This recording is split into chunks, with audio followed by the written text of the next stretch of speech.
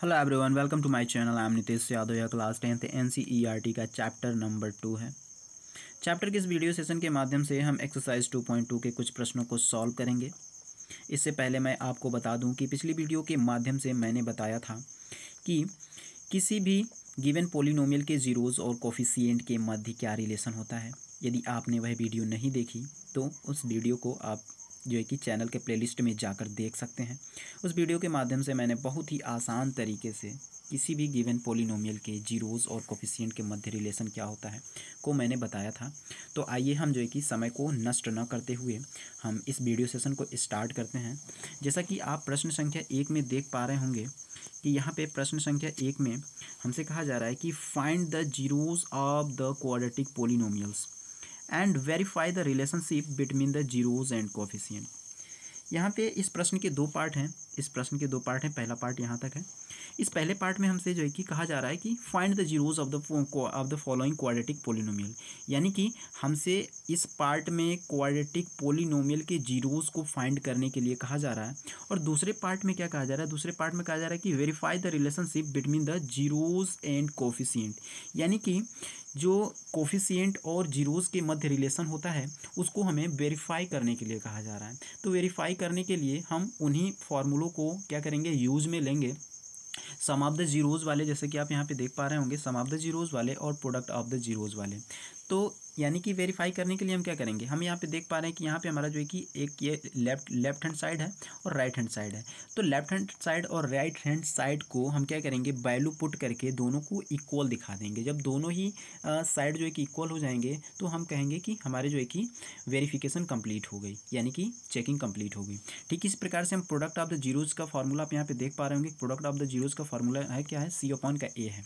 तो इसमें हम क्या करेंगे, राइट हैंड साइड और लेफ्ट हैंड साइड में वैल्यू पुट करेंगे और पुट करके दोनों साइडों को क्या कर देंगे, इक्वल दिखा देंगे। तो हमारा क्या होगा, वेरिफिकेशन कंप्लीट हो जाएगा, यानी कि हमारा जो है कि जो रिलेशनशिप होगा वह क्या हो जाएगा, वेरीफाई हो जाएगा। तो आइए हम अभी स्टार्ट करते हैं।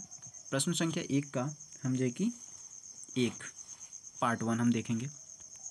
तो मैंने यहाँ पे प्रश्न को लिख लिया है, x² माइनस का 2x माइनस का 8। मैं आपको बता दूं कि क्वाड्रेटिक पोलिनोमियल के जीरोज़ फाइंड करने के लिए हम फैक्टराइजेशन मेथड का यहाँ पे इस्तेमाल करेंगे।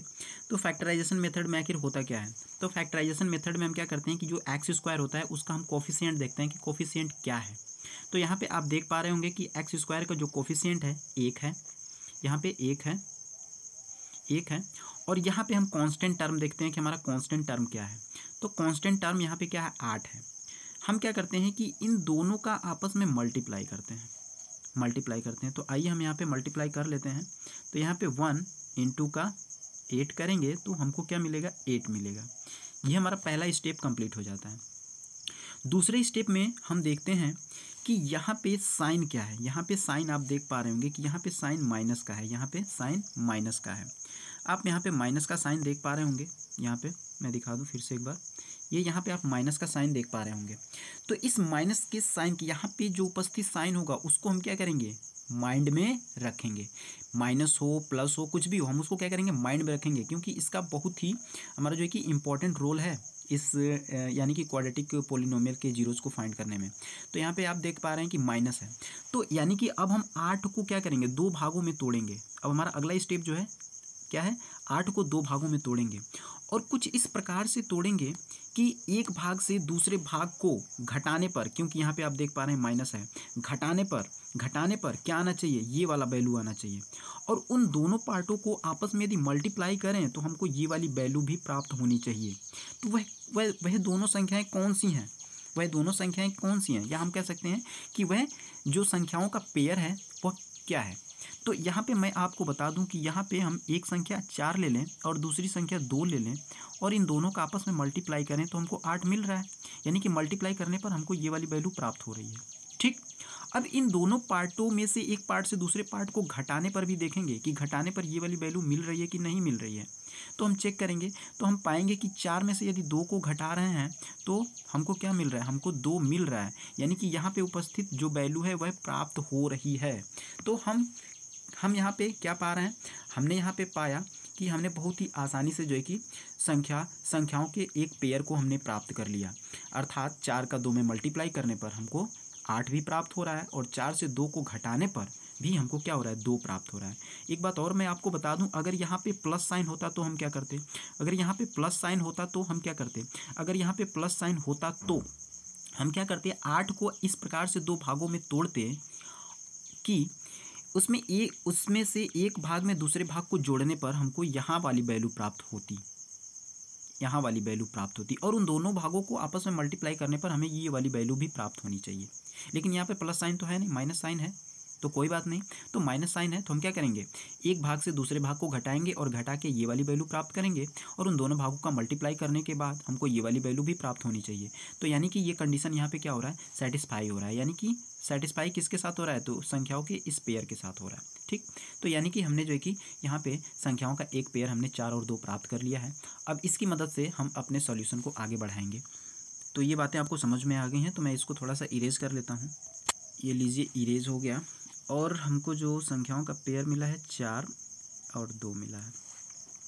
तो अब यहाँ पे हम 2 के स्थान पे क्या लिख सकते हैं, आप आगे यहाँ पे देख पाएंगे। बराबर का साइन लगा के मैं यहाँ पे लिख लेता हूँ।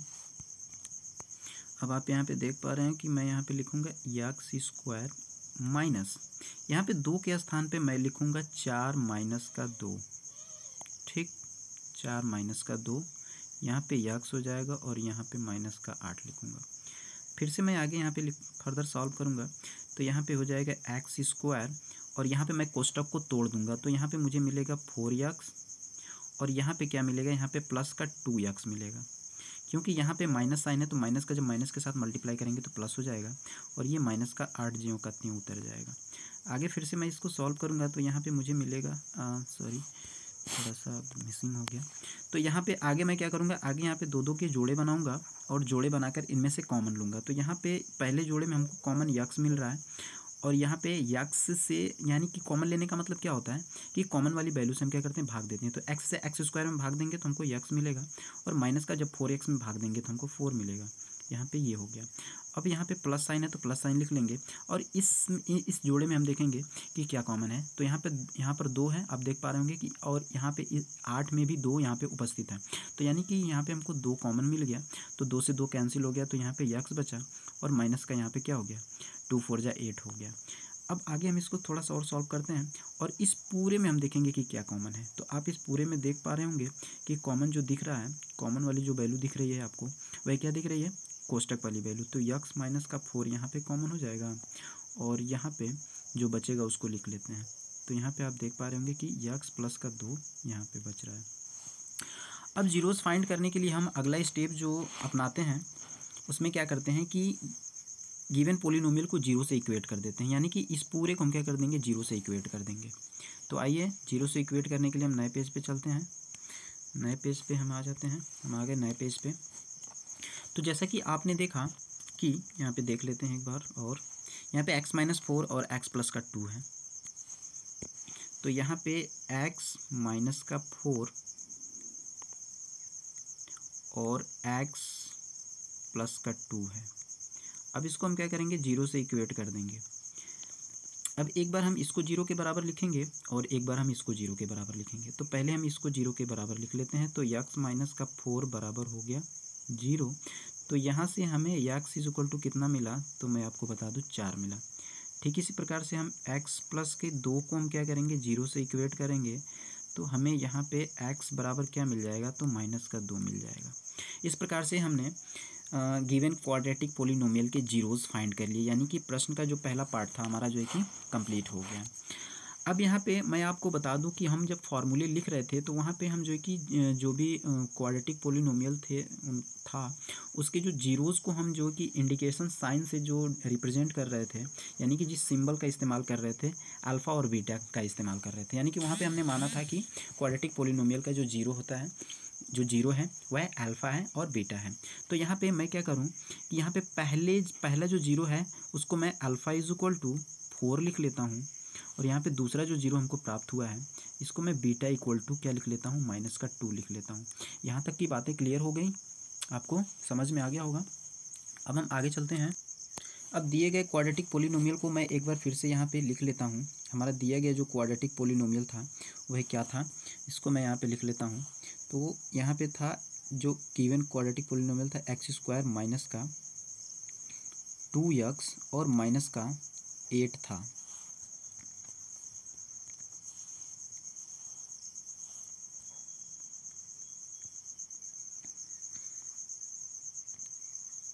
हाँ, तो यहाँ पे मैंने क्वाड्रेटिक पोलिनोमियल को लिख लिया है। अब इस क्वाड्रेटिक पोलिनोमियल का मैं क्या करूँगा, क्वाड्रेटिक पोलिनोमियल के जनरल फॉर्म से कंपैरिजन करूँगा, यानी कि तुलना करूँगा। तो इस क्वाड्रेटिक पोलिनोमियल का जो जनरल फॉर्मेट होगा वह क्या होगा, तो वह कुछ इस प्रकार से होगा, ax स्क्वायर प्लस का bx प्लस का c होगा। ठीक, तो आप यहाँ पे देख पा रहे होंगे कि इससे कंपेयर करके मैं ए बी और सी का मान निकालूंगा। तो यहाँ पे a इज इक्वल टू क्या हो जाएगा, तो a इज इक्वल टू 1 होगा, एक्स स्क्वायर का गुणांक a होता है। इसी प्रकार से b इज इक्वल टू क्या होगा, तो b इज इक्वल टू -2 होगा। ठीक, इसी प्रकार से c इज इक्वल टू क्या होगा, तो c इज इक्वल टू -8, आप देख पा रहे होंगे यहाँ पे -8 है। अब इस प्रकार से हमने a b और c का मान फाइंड कर लिया है। अब यहाँ पे मैंने a b और c की वैल्यूज़ को लिख लिया है, और अल्फ़ा इज इक्वल टू 4 भी हमने प्राप्त किया था, बीटा इज इक्वल टू -2 हमने प्राप्त किया था। अब इनका इस्तेमाल करेंगे और हम इस प्रश्न का जो सेकंड पार्ट है उसको कंप्लीट करेंगे और वेरीफाई करेंगे। तो यहाँ पे आप देख पा रहे होंगे कि sum of the zeroes equal to -b upon का a है, और product of the zeroes equal to क्या है, c अपॉन का a है। तो यहाँ पे सम ऑफ द जीरोज यानी कि हम क्या करेंगे, यहाँ पे अल्फ़ा प्लस का बीटा निकालेंगे। अल्फ़ा प्लस का बीटा इज इक्वल टू क्या है, -b अपॉन का a है। ठीक, यहाँ पे माइनस का b अपॉन का a है। तो अल्फ़ा प्लस बीटा यानी कि यहाँ पे हम लिखेंगे 4 और प्लस का क्या लिखेंगे, -2 और इज इक्वल टू यहाँ पे b का, इस साइड में हम क्या करेंगे, b और a का मान पुट करेंगे। तो b का मान कितना है, -2, यानी कि यहाँ पे माइनस ऑलरेडी है, और यहाँ पे क्या हो जाएगा, -2 और अपॉन का क्या हो जाएगा, अपॉन का a की वैल्यू पुट करेंगे, अपॉन का a में 1 हो जाएगा। अब आप यहाँ पे देख पा रहे हैं कि यहाँ पे ये 4 और ये माइनस का क्या हो जाएगा, ये माइनस का 2 हो जाएगा। काफ़ी दिक्कत कहाँ से आ रहा है, ये माइनस का 2 हो जाएगा, और यहाँ पे इज इक्वल टू में क्या हो जाएगा, यहाँ पे आप देख पा रहे हैं कि माइनस माइनस क्या हो जाएगा, प्लस हो जाएगा, यानी कि यहाँ पे 2 हो जाएगा, और अपान में 1 तो होता ही है, तो 1 लिखने की ज़रूरत है नहीं। अब यहाँ पे क्या हो जाएगा, 4 में से 2 जाएगा, क्या हो जाएगा, 2 इज इक्वल टू क्या हो जाएगा, 2। इस प्रकार से हम देख रहे हैं कि हमारा left hand side is equal to right hand side है, प्राप्त हो गया है। अतः हम कह सकते हैं कि हमारा जो ये रिलेशन है, अर्थात सम ऑफ द जीरोज़ वाला जो रिलेशन है वह क्या हो गया, वेरीफाई हो गया। तो यहाँ पे हम लिख लेंगे वेरीफाइड। चलिए, इसको लिखने की ज़रूरत है नहीं, आप खुद लिख लीजिएगा, ये वेरीफाइड हो चुका है। ठीक इसी प्रकार से हम यहाँ पे प्रोडक्ट को देख लेते हैं। तो प्रोडक्ट यानी कि अल्फ़ा इंटू का बीटा हो जाएगा, और इज इक्वल टू क्या हो जाएगा, c अपन का a हो जाएगा, और यहाँ पे हम वैल्यू पुट कर देंगे। तो अल्फ़ा का मान हमको 4 प्राप्त हुआ है, और इंटू का बीटा का मान हमको -2 प्राप्त हुआ है, और ये बराबर में c का मान रख लेंगे। तो c यहाँ पे -8 है, और अपॉन का a की वैल्यू है 1। आप यहाँ से देख पा रहे होंगे, यहाँ पे वैल्यू लिखा हुआ है। अब इनको हम क्या करेंगे, सॉल्व करेंगे, तो यहाँ पे हमको -8 मिल जाएगा, और बराबर आप देख पा रहे हैं कि यहाँ पे भी -8 मिल गया, यानी कि यहाँ पे भी हमारा क्या हो गया, left hand side is equal to right hand side हमको प्राप्त हो गया। हैंस प्रूव्ड, यानी कि इस प्रश्न के सॉल्यूशन को हमने बहुत ही आसान तरीके से हमने सॉल्व कर लिया है। इस प्रश्न को बताने में थोड़ा सा ज़्यादा समय लगा है, क्योंकि ये हमारा जो है कि इसी क्वेश्चन के बेस पे जो है कि आगे के जो है कि जितने भी क्वेश्चन हैं वह सारे होंगे, इस प्रश्न संख्या 1 के जितने भी पार्ट हैं इसी प्रश्न पे बेस्ड हैं, इसी प्रश्न के सॉल्यूशन पर बेस्ड है। तो आइए हम जो है कि इसका जो है कि दूसरा क्वेश्चन सॉल्व कर, इसका पार्ट 1 हमने सॉल्व कर लिया है। अब हम इसका पार्ट 2 सॉल्व करेंगे। तो पार्ट 2 में आप देख पा रहे होंगे कि यहाँ पे है 4s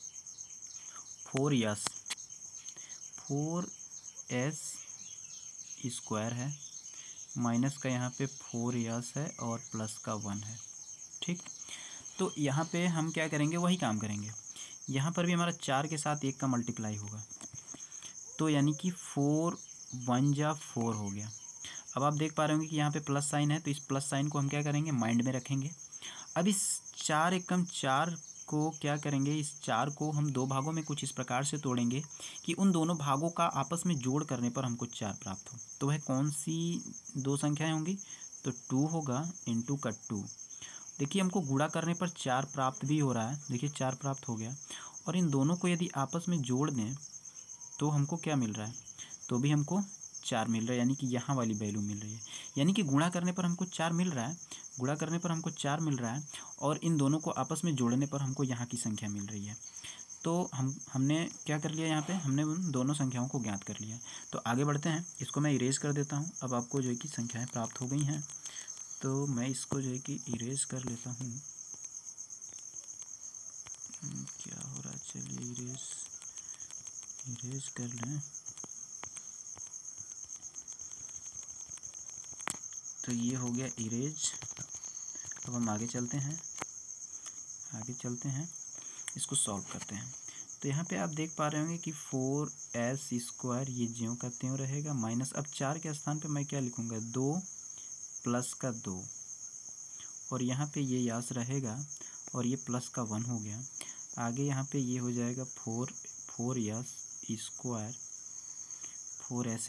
थोड़ा सा दिक्कत हो रहा है, इसको यहाँ पे 4s² हो जाएगा यहाँ पे, और माइनस का यहाँ पे क्या हो जाएगा, माइनस का यहाँ पे 2s हो जाएगा, और फिर यहाँ पे माइनस हो जाएगा, ये हो जाएगा 2s, और ये प्लस का 1। आगे हम दो का पेयरिंग करते हैं और कॉमन ले लेते हैं। तो यहाँ से आप देख पा रहे हैं कि यहाँ पे आपको 2s कॉमन दिख रहा होगा, तो 2s यहाँ से कॉमन लेंगे तो यहाँ देखिए 2 दूना 4, यानी कि 2s बचेगा। फिर माइनस का यहाँ पे 1 बचेगा, और यहाँ से माइनस का यहाँ पे 1 कॉमन हो जाएगा। देखिए यहाँ पे इन दोनों में कॉमन कुछ भी नहीं दिख रहा है, तो एक कॉमन होगा, तो यहाँ पे हो जाएगा 2s, और ये माइनस का 1 हो जाएगा। एक चीज़ हमेशा ध्यान रखिएगा कि ये कोष्टक में जो वैल्यू आएगी वो दोनों जगह सेम आनी चाहिए। यदि सेम आ रही है तब तो हमारा सॉल्यूशन सही है, यदि सेम नहीं आ रही है तो हम कहेंगे कि हमारा सॉल्यूशन कहीं ना कहीं गड़बड़ हो रहा है। तो आगे चलते हैं नए पेज पे। तो हम आगे नए पेज पे ये जो है कि पहले का कुछ सॉल्यूशन वाला पार्ट रह गया था, इसको मैं इरेज करना भूल गया था, तो इसको मैं इरेज कर ले। तो जैसा कि आप देख रहे हैं कि हमने यहाँ तक सॉल्व कर लिया है, अब हम आगे इसको सॉल्व करेंगे। तो आगे यहाँ पे देख पा रहे हैं कि आप यहाँ पे इस पूरे में क्या कॉमन दिख रहा है, इस पूरे में आप देख रहे हैं कि कोष्टक वाली जो राशि है वह कॉमन दिख रही है, यानी कि 2s माइनस का 1 जो है कि हमारा कॉमन है। तो 2s माइनस का 1 हम क्या करेंगे, यहाँ पे लिखेंगे एक कोष्टक में जो बच रहा है 2s माइनस का 1, और दूसरे कोष्टक में जो बच रहा है उसको हम लिख लेंगे। तो दूसरे कोष्टक में हमारा क्या बच रहा है दिखा दूँ मैं आपको, तो मैं आपको दिखा दूँ। तो दूसरे कोष्टक में क्या बचेगा, 2s माइनस का 1 बचेगा, तो इसको भी लिख लेते हैं। यहाँ पे हो जाएगा 2s माइनस का 1। अब आगे क्या कर देंगे, आगे हम जो है कि हमें क्या करना है, जीरोस फाइंड करना है, तो आगे हम इसको जीरो से इक्वेट कर देंगे, ये हो गया 0। अब बारी बारी से दोनों को जीरो कर लेंगे, तो एक बार जो है कि 2s माइनस का 1 इज इक्वल टू 0 हो जाएगा। तो यहाँ से आप देख पा रहे हैं कि 2s इज इक्वल टू 1 हो जाएगा, तो यहाँ से s इज इक्वल टू क्या हो जाएगा, 1/2 हो जाएगा। अब यहाँ पर भी हम देख पा रहे हैं कि वही चीज़ है, 2s माइनस का 1 यहाँ भी है, तो यहाँ पे भी क्या हो जाएगा, 2s माइनस का 1 बराबर 0 हो जाएगा, और यहाँ पर 2s बराबर 1 हो जाएगा, और s बराबर क्या हो जाएगा, s बराबर 1/2 हो जाएगा। तो इस प्रकार से मैं क्या करूँगा, ये हमारा पहला जीरोज़ है तो इसको मैं अल्फ़ा से डिनोट कर लेता हूँ 1/2, और ये हमारा दूसरा जीरो है तो इसको मैं बीटा से डिनोट कर लेता हूँ, बीटा इक्वल टू 1/2, यानी कि यहाँ पे दोनों ही वैल्यूज़ क्या आए हैं, सेम आए हैं। अब मैं आगे चलता हूँ, और आगे यहाँ पे मैं जो क्वाड्रेटिक पॉलिनोमियल दे रखा है उसको फिर से लिख लेता हूँ, ताकि हमें कंपेयर करके ए बी और सी के मान ज्ञात करने में आसानी हो। तो यहाँ पे मैंने क्वाड्रेटिक पॉलिनोमियल को लिख लिया है जिसको हम सॉल्व कर रहे थे। अब देखिए यहाँ पे मैं क्या करूँगा, इसको जो है कि इसके जनरल फॉर्म से कंपेयर करूँगा, ax² माइनस का 4s, और ये सॉरी क्या लिख रहा हूँ यार, दिमाग काम नहीं कर रहा, चलिए इसको इरेज करके लिखते हैं। तो यहाँ पे ए एक्स स्क्वायर प्लस का बी एक्स होता है और प्लस का सी होता है। ये हमारा क्या होता है, ये हमारा स्टैंडर्ड फॉर्म, या हम कह सकते हैं इसको जो है कि ये हमारा जो है कि जनरल फॉर्म होता है किसी भी क्वाड्रेटिक पोलिनोमियल का। तो यहाँ से हम कंपैरिजन करेंगे और ए बी और सी का मान निकालेंगे। तो यहाँ से आप देख पा रहे हैं कि ए इज इक्वल टू 4 मिलेगा यहाँ से, और फिर बी इज इक्वल टू कितना मिलेगा, b is equal to minus का 4 मिलेगा यहाँ से, और यहाँ पे सी इज इक्वल टू कितना मिलेगा, प्लस का 1 मिलेगा। ठीक, इस प्रकार से हमने अल्फ़ा बीटा ए बी और सी का मान याद कर लिया। अब हम आगे चलेंगे नए पेज पे। अब मैंने यहाँ पे जो भी मान प्राप्त किए उन मानों को मैंने लिख लिया है। अल्फ़ा इज इक्वल टू 1/2 प्राप्त हुआ था और बीटा इज इक्वल टू भी 1/2 प्राप्त हुआ था। और यहाँ पे मैंने जो है कि क्वाड्रेटिक पोलिनोमियल के जनरल फॉर्म से कंपैरिजन किया था गिवन क्वाड्रेटिक पोलिनोमियल को। तो ए इज इक्वल टू मुझे 4 मिला, बी इज इक्वल टू -4 और सी इज इक्वल टू प्लस का 1 मिला। तो आइए हम यहाँ पे रख के पुट करके फाइंड करते हैं। तो जैसे कि आप यहाँ पे अल्फ़ा इज इक्वल टू, यानी कि यहाँ पे हम लिख सकते हैं कि अल्फ़ा प्लस का beta is equal to minus का बी बटे का ए है। तो अल्फ़ा के स्थान पे 1/2 मैं रखूँगा यहाँ पे, फिर प्लस 1/2 हो जाएगा इज इक्वल टू। अब देखिए यहाँ पे b के स्थान पे कितना है, तो यहाँ पे माइनस ऑलरेडी है और b के स्थान पे माइनस का 4 हो जाएगा, और पूरे का बटा यहाँ पे डिनोमिनेटर में a है, माइनस बी अपॉन का a है ये। तो यहाँ पे डिनोमिनेटर में a है तो a का मान कितना है, तो आप देख पा रहे हैं 4 है। ठीक, अब यहाँ पे मैं इसको क्या करूँगा, डिनोमिनेटर का एलसीएम लेके इसको सॉल्व करूँगा तो यहाँ पे 2 आ जाएगा। यहाँ पे चूँकि डिनोमिनेटर जब सेम होता है तो न्यूमरेटर को जोड़ लिया जाता है। तो ये 1 प्लस का 1 हो गया, ये बराबर का क्या हो जाएगा, ये माइनस माइनस प्लस हो जाएगा, और ये 4 से 4 क्या हो जाएगा, कैंसिल हो जाएगा। तो यहाँ पे 1 आएगा।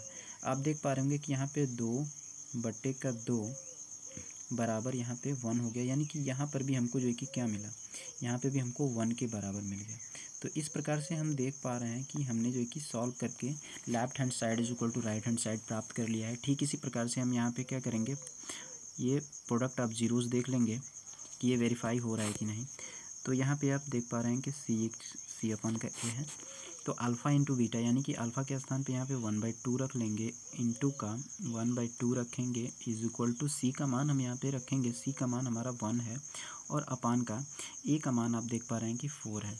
तो यहाँ से भी हमारा जो है कि 1/4 इज इक्वल टू 1/4 आ गया।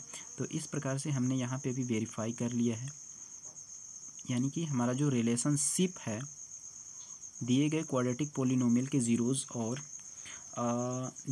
और कोफिशिएंट के मध्य का जो रिलेशनशिप है उसको क्या कर रहा है, इसके गिवन पोलिनोमियल के जो जीरोज़ हैं वे वेरीफाई कर रहे हैं। इस प्रकार से हमने जो है कि इस प्रश्न का दूसरा पार्ट भी सॉल्व कर। अब हम इस प्रश्न के तीसरे पार्ट पे चलेंगे। अब आप यहाँ पे इस प्रश्न का तीसरा पार्ट देख पा रहे होंगे कि यहाँ पे 6x² माइनस का 3 माइनस का 7x यहाँ पे लिखा हुआ है। मैंने बताया था कि यदि कोई भी पोलिनोमियल अपने स्टैंडर्ड फॉर्म में नहीं होगा तो उसको हम क्या करेंगे, उसको स्टैंडर्ड फॉर्म में हम क्या करेंगे, रिप्रेजेंट करेंगे। तो यहाँ पे हमारा पोलिनोमियल का जो यानी क्वाड्रेटिक पोलिनोमियल का जो स्टैंडर्ड फॉर्म होता है वो क्या होता है, वह आपको बताया था कि मैंने जो है कि ax² प्लस का bx प्लस का c होता है। इस फॉर्म में हमको क्या करना है, इसको व्यवस्थित करना है। ये गिवन पोलिनोमियल हमारा इस फॉर्म में व्यवस्थित नहीं है, तो हम इसको व्यवस्थित करेंगे। तो यहाँ पे 6x² ज्यों का त्यों। ठीक, उसके बाद हमारा bx वाला पार्ट आता है। तो bx वाला पार्ट यहाँ पे नेगेटिव साइन के साथ है, तो यहाँ पे नेगेटिव साइन के साथ हम लिख लेंगे। तो यहाँ पे हो जाएगा 7x, और यहाँ पे लास्ट में c वाला पार्ट है। तो c वाला पार्ट यहाँ पे क्या है, माइनस साइन के साथ है, तो यहाँ पे भी हम क्या करेंगे, माइनस साइन के साथ ज्यों का त्यों उतार लेंगे। तो इस प्रकार से हमने यहाँ पे इसको स्टैंडर्ड फॉर्म में लिख लिया है। अब आगे हम इसको सॉल्व करेंगे। आगे हम इसको सॉल्व करते हैं। तो इसको सॉल्व करने के लिए भी वही फंडा हम अपनाएंगे। यहाँ पे देखिए 6 और 3 का क्या करेंगे, मल्टीप्लाई करेंगे। तो यहाँ पे 6 × 3 बराबर हमको 18 मिला। अब यहाँ पे साइन को हम क्या करेंगे, कंसीडर करेंगे। माइनस साइन है तो 18 के 2 भाग प्राप्त करेंगे और एक भाग से दूसरे भाग को घटाएंगे। तो घटाने पर हमको ये वाली वैल्यू प्राप्त होनी चाहिए, यहाँ पे जो 7 है वह प्राप्त होनी चाहिए। तो देखिए यहाँ पे इसको हम दो भागों में तोड़ते हैं। तो आप देख रहे हैं कि 9 × 2 यदि करें तो 9 दूना हमको 18 प्राप्त हो जा रहा है, और 9 में से यदि 2 को घटा दें तो हमको क्या प्राप्त हो रहा है, 7 भी प्राप्त हो रहा है। यहाँ का संख्या प्राप्त हो जा रहा है। तो आगे हमने जो है कि यहाँ पे 9 और 2 उन संख्याओं को प्राप्त कर लिया है। अब इसमें पुट करेंगे और पुट करके हम इसको क्या करेंगे, जीरोस फाइंड कर लेंगे। तो यहाँ पर 9 और 2 वह नंबर प्राप्त हुआ है। अब हम क्या करेंगे, यहाँ पे लिखेंगे 6x² ज्यों का त्यों माइनस यहाँ पे 3 के स्थान पे हम क्या लिखेंगे, ओह सॉरी गड़बड़ हो गया, यहाँ पे हमने स्टैंडर्ड फॉर्म में इसको लिखा था ना, स्टैंडर्ड फॉर्म वाला पार्ट मिट गया है। तो इसको मैं क्या करता हूँ, स्टैंडर्ड फॉर्म वाला जो पार्ट था उसको लिख लेता हूँ। तो यहाँ पे स्टैंडर्ड फॉर्म ये है 6x² माइनस का 7x और ये माइनस का 3 है। तो यहाँ पे मैं क्या करूँगा, 6x² को ज्यों का त्यों लिखूँगा और -7 के स्थान पे मैं क्या लिख सकता हूँ, तो 7 के स्थान पे मैं आपको बता दूँ तो माइनस का 9 माइनस का 2 लिख सकता हूँ और यक्स माइनस का ये हो गया 3। जैसे कि मैंने बताया था कि हमको जो पार्ट प्राप्त हुआ था 9 और 2 प्राप्त हुआ था, तो वही 9 और 2 यहाँ पे मैंने लिखा है। अब यहाँ पे मैं क्या करूँ, इसको आगे सॉल्व करूँगा तो x² माइनस का यहाँ पे 9x हो जाएगा और ये प्लस का 2x हो जाएगा और ये माइनस का 3 हो जाएगा। अब यहाँ पे हम पेयरिंग करते हैं और कॉमन ले लेते हैं। यहाँ पे पेयर करेंगे और कॉमन ले लेंगे। यहाँ पे आप देख पा रहे हैं कि 2 का पेयर बना है। तो यहाँ पे आगे हम जो है कि सॉल्व कर लेते हैं। तो आगे यहाँ से देखिए, इस पेयर से आपको क्या कॉमन दिख रहा है, तो इस पेयर से आपको 3x कॉमन दिख रहा होगा। तो यहाँ पे मैं 3x ले लेता हूँ। 3x जब हमने कॉमन लिया तो हमें कोष्टक में क्या बचा, तो 3 2 जा यानी कि 2x यहाँ पे बचा, 2x बचा और माइनस का यहाँ पे 3 3 9 यानी कि 3 बचा, ठीक। और इसी प्रकार से यहाँ पे प्लस साइन है तो यहाँ पे मैं प्लस साइन ले लूँगा और दूसरे कोष्टक में हमको क्या बचेगा, 1 मिनट गड़बड़ हो रहा है, तो यहाँ पे मैं प्लस साइन ले लूँगा। दूसरे कोष्टक में क्या बचेगा, तो दूसरे कोष्टक में मैं बता दूँ तो यहाँ पे कॉमन क्या होगा, इस पेयर में कॉमन क्या होगा, तो इसमें यहाँ पे आप देख पा रहे होंगे कॉमन 1 होगा, तो 1 यहाँ पे ले लेंगे तो दूसरे कोष्टक में हमको मिलेगा 2x माइनस का 3 ज्यों का त्यों मिल जाएगा, ठीक। तो इस प्रकार से आगे हम देख पा रहे होंगे कि पूरे में कॉमन क्या दिख रहा है, तो पूरे में कॉमन आपको दिख रहा होगा कोष्टक वाली राशि। तो यहाँ पे 2x माइनस का 3 हो जाएगा एक कोष्टक में और दूसरे कोष्टक में जो बचता है उसको लिख लेते हैं। तो दूसरे कोष्टक में 3x और प्लस का 1 बचेगा, ये हो जाएगा। अब आगे हम क्या करते हैं, आगे हम इनको क्या करते हैं, 0 से इक्वेट कर देते हैं।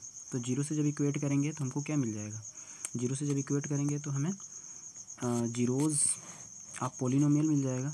तो यहाँ पे मैं क्या करता हूँ, 2x माइनस का 3 और दूसरे कोष्टक में 3x प्लस का 1 इज इक्वल टू 0 कर देता हूँ। अब बारी बारी से दोनों को 0 करूँगा, एक बार इसको और एक बार इसको। तो एक बार इसको 0 करेंगे तो ये हो जाएगा 2x माइनस का 3 बराबर 0 हो जाएगा और यहाँ से आ जाएगा, मैं डायरेक्ट लिख देता हूँ x इज इक्वल टू 3/2, ठीक। और यहाँ पे दूसरा 0 जो आएगा वह है x इज इक्वल टू क्या आ जाएगा, इसको भी 0 करेंगे तो इसको 0 करेंगे तो x is equal to direct मैं लिख देता हूँ, तो यहाँ पे माइनस का 1/3 आएगा। अब इनको हम कैसे डिनोट करते हैं, तो इनको हम अल्फ़ा बीटा से लिख लेते हैं। तो अल्फ़ा इज इक्वल टू 3/2 मान लेंगे कि x के जो पहला जो 0 है वह अल्फ़ा है, तो अल्फ़ा इज इक्वल टू 3/2 और बीटा इज इक्वल टू कितना हो जाएगा, तो beta is equal to minus का 1/2 हो जाएगा। तो इस प्रकार से हमने जो है कि अल्फ़ा बीटा का मान भी प्राप्त कर लिया, यहाँ पे आप देख पा रहे हैं, ठीक है। तो हम जो है कि अब इसको लेके आगे वाले पेज पे चलते हैं, नए वाले। अब यहाँ पे आप देख पा रहे होंगे कि मैंने उस क्वाड्रेटिक पोलिनोमियल को कंपैरिजन करने के लिए मैंने लिख लिया है। तो इसका कंपैरिजन हम कैसे करेंगे, तो यहाँ पे ax² प्लस bx प्लस का c से करेंगे। तो यहाँ पे हमको a का मान मिलेगा 6, b का मान मिलेगा -7 और c का मान मिलेगा -3। तो इस प्रकार से हमने a, b और c का भी मान प्राप्त कर लिया, ठीक। तो इसको मैं आगे लिख लेता हूँ अपने पेज पे। तो यहाँ पे मैंने वैल्यूज़ पुट कर लिए हैं। अल्फ़ा का मान 3/2 आया था, बीटा का मान -1/2 आया था, a is equal to 6, b is equal to -7 और c इज इक्वल टू -3 आया था। तो यहाँ पे मैं लिख लेता हूँ अल्फ़ा प्लस का beta is equal to minus का b अपॉन का a। अल्फ़ा का मान 3/2 है, यहाँ पे 3/2 हो गया, प्लस बीटा का मान आपका माइनस का 1/2 है, ये लिख लिया। और माइनस बी यानी कि माइनस यहाँ पे फॉर्मूले में है, बी का मान हमारा क्या है -7 और पूरे का बटा ए का मान कितना है तो 6 है। चलिए अब यहाँ पे हम क्या करते हैं, इसको सॉल्व करते हैं। यहाँ पे हो जाएगा डिनोमिनेटर में आपका 2 हो जाएगा, डिनोमिनेटर सेम है तो न्यूमरेटर जुड़ जाएगा, यानी कि न्यूमरेटर में ऊपर हमारे पास क्या है 3 है और ये प्लस और ये माइनस का 1 इज इक्वल टू, यहाँ पे माइनस माइनस प्लस हो जाएगा तो 7/6 आ गया। अब आप देख पा रहे होंगे कि यहाँ पे 3, ये प्लस माइनस माइनस हो जाएगा, 3 में से 1 जाएगा 2, यानी कि 2/2 को सॉल्व करेंगे तो हमको 1 मिलेगा, तो 1 बराबर 7/6 आ गया, जो कि ये दोनों पक्ष आपस में बराबर नहीं हो रहा है। तो हम कहेंगे कि यहाँ पे नॉट वेरीफाइड हो गया, यानी कि हमारा जो रिलेशन है वह नॉट वेरीफाइड यहाँ पे दिखा रहा है। अब हम यहाँ पे प्रोडक्ट देख लेंगे। प्रोडक्ट है, प्रोडक्ट ऑफ 0 = C/A है, तो यहाँ पे अल्फ़ा इंटू का बीटा = C/A है। तो अल्फ़ा का मान मैं रख लेता हूँ 3/2 और गुणित बीटा का मान मैं रख लेता हूँ कि -1/2 बराबर सी का मान हमारे पास है -3 और ए का मान हमारे पास है 6, ये 3 2 जा 6 हो जाएगा। और यहाँ पे आप देख पा रहे होंगे कि 2 दूना 4 हो जाएगा, माइनस का यानी कि ऊपर 3 हो जाएगा और बटे का 4 हो जाएगा, और यहाँ पे हमको मिला -1/2, जो कि ये भी वेरीफाइड नहीं हो रहा है, यानी कि left hand side is not equal to right hand side. तो हम कह सकते हैं कि यहाँ पर जो दिए गए पोलिनोमियल के ज़ीरोज़ हैं वह रिलेशन को सेटिस्फाई नहीं कर रहे हैं, अर्थात relation between coefficient and zeros को ये वेरीफाई नहीं कर रहे हैं। तो इस प्रकार से हमने इस वीडियो सेशन के माध्यम से प्रश्नावली 2.2 के प्रश्न संख्या 1 के 3 पार्ट्स के प्रश्नों को हमने बहुत ही साधारण तरीके से सॉल्व कर लिया है। ये वीडियो काफ़ी जो है कि लंबा होता जा रहा है, तो इसलिए मैं क्या करता हूँ कि अगली वीडियो के माध्यम से मैं इस प्रश्न के जो पार्ट्स बाकी रह जा रहे हैं उनको मैं सॉल्व करके आपको जो है कि दिखाने की कोशिश करूँगा। तो इसी के साथ इस वीडियो को समाप्त करते हैं और फिर मिलते हैं एक नई वीडियो के साथ। उस वीडियो में हम इसी प्रश्नावली के कुछ प्रश्नों को सॉल्व कर रहे होंगे। तब तक के लिए नमस्कार, बाय बाय।